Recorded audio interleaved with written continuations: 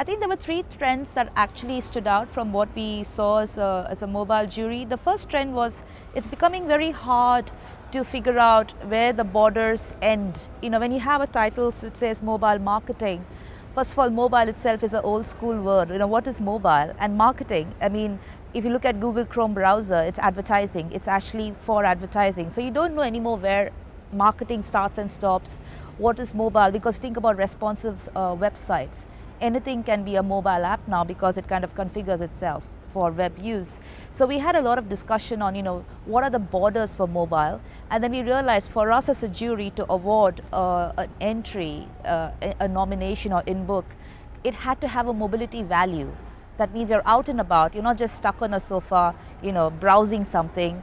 You have to really be active and be doing something. So that was quite useful to define what mobile meant and how mobile's gone forward. The second trend that we noticed was, I think people are using a lot of augmented reality, QR codes, you know, all these things in a very kind of a boring way. There's not much imagination, so these technologies are slightly hackneyed.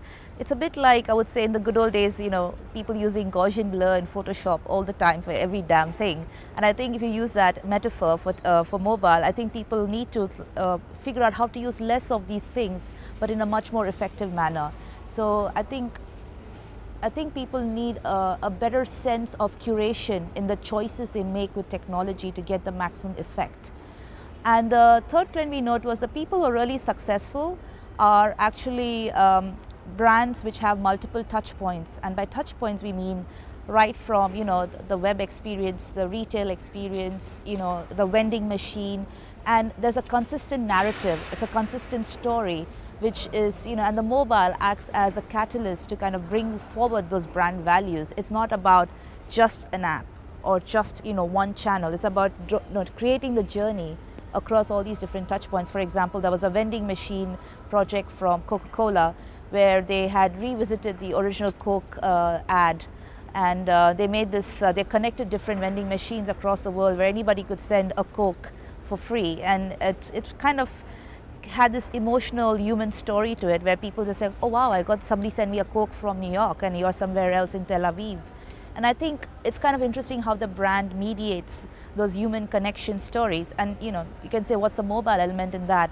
But mobile is basically acting like a facilitator there to connect people using the brand as you know, weaving the story. Those three trends, you know, strong storytelling, kind of mediated by mobile, and having these brand values come forward, less use of technology for technology's sake, and I forgot the first one.